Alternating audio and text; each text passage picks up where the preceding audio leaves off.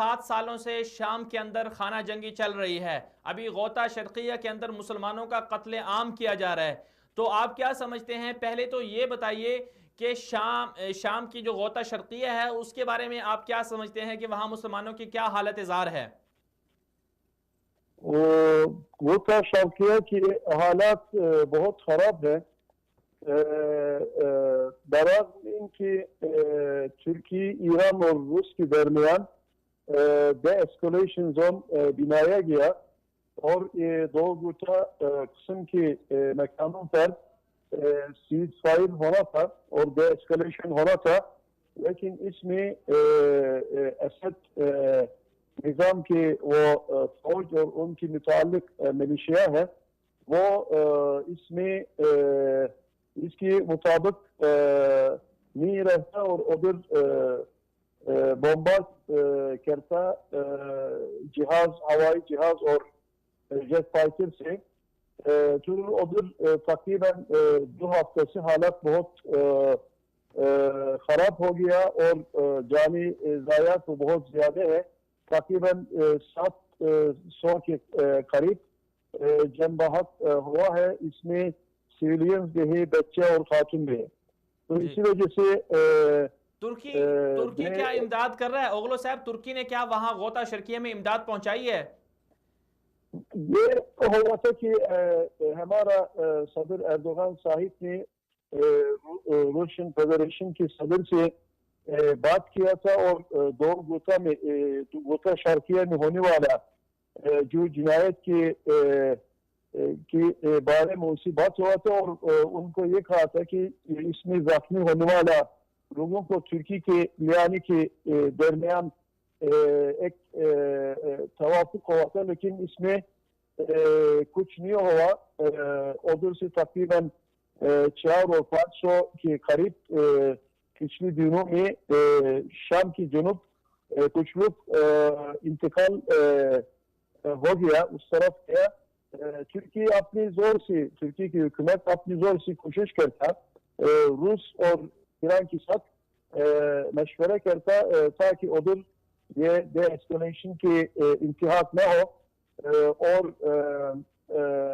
یہ جتنا جنایت ہو رہے ادھر وہ متوقف ہو جائے. اوغلو صاحب، ترکی کے اوپر اعتراض کیا جاتا ہے کہ ترکی نے، یہ بات تو ٹھیک ہے کہ ترکی نے 35 سے 40 لاکھ شامی مہاجرین کو ترکی کے اندر پناہ دے رکھی ہے، یہ اس حد تک تو امت مسلمہ ترکی کے احسان مند ہے، لیکن دوسری طرف ترکی کے جو صدر رجب طیب اردگان ہیں ان کے اوپر اعتراض ہے کہ وہ رشیا کے ساتھ اچھے تعلقات ہیں، طیب اردگان صاحب کے، ترکی کے، ایران کے ساتھ بھی اچھے تعلقات ہیں، لیکن جب پہلے حلب کے اندر حملے ہوئے مسلمانوں پر، پھر اس کے بعد اب غوطہ شرقیہ پر حملے ہو رہے ہیں، مسلمان مر رہے ہیں، تو اردگان صاحب رشیا سے اور ایران سے بات کیوں نہیں کرتے، اپنی طاقت کو استعمال کیوں نہیں کرتے سفارتی سطح پر کہ ان کو مجبور کریں کہ بھائی آپ یہاں پر غوطہ شرقیہ کے اندر جو مظالم ہیں ان کو بند کر دو، ورنہ ترکی جو ہے وہ رشیا سے اور ایران سے تعلقات ختم کر لے گا؟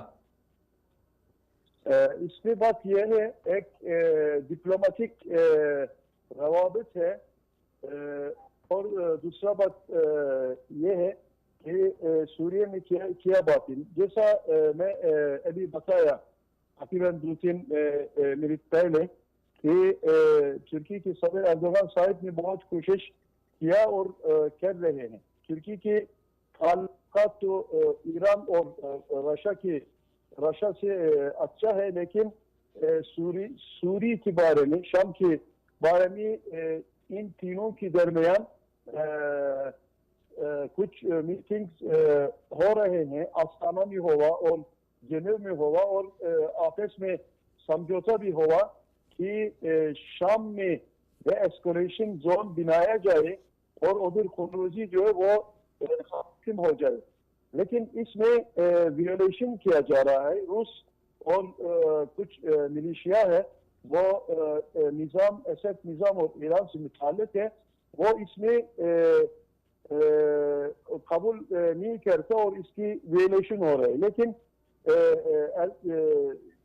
جب تک ایردوغان صاحب سے متعلق بات ہے وہ اپنی کوشش کر رہے ہیں اور سارا الزام ہے اور وہ اچھا الزام نہیں، صحیح الزام نہیں.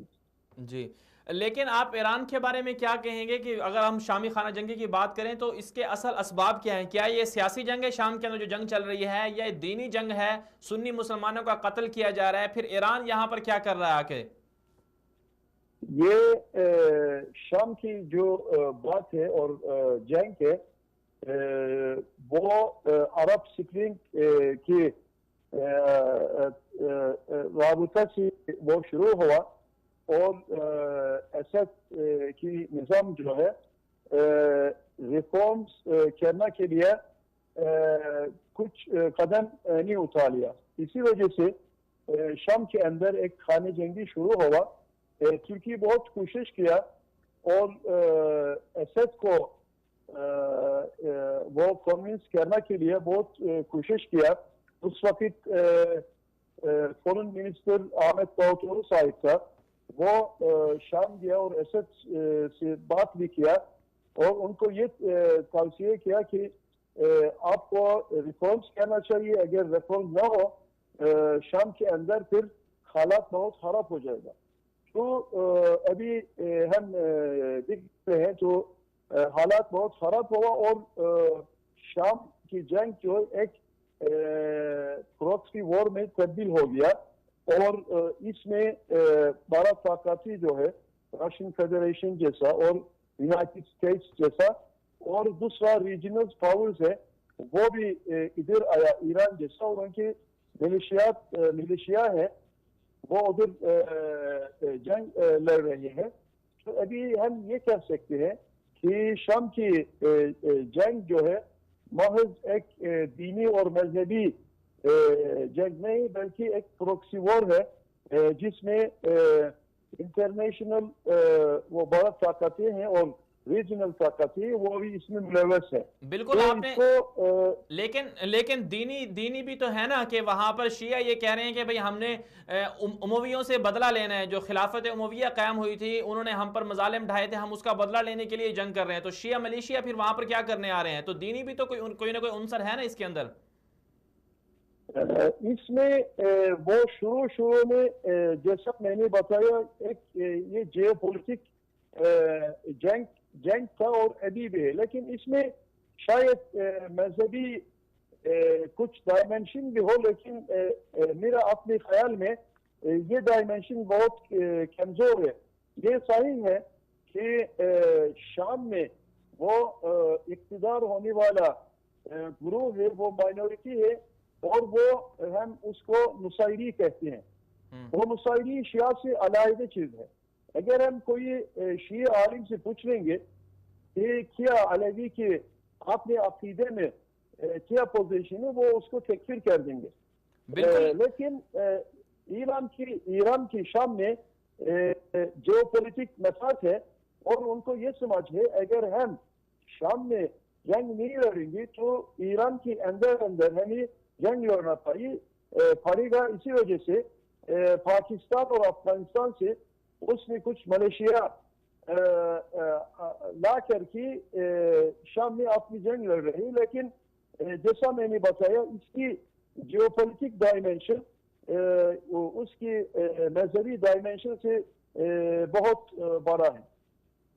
جی محمود صاحب بہت شکریہ، آپ نے ہمیں وقت دیا.